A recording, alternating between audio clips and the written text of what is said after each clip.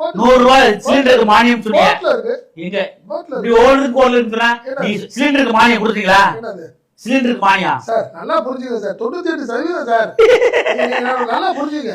என்ன செய்யல நீங்க? ஒண்ணே ஒரு விஷயம் செய்யல. சரி இருங்க. இப்ப நான் கேட்க 2 சொல்ல முடியல. பயிர் இன்சூரன்ஸ் 4 வருஷம் கொடுத்தீங்களா விவசாயிகளுக்கு? பொய்.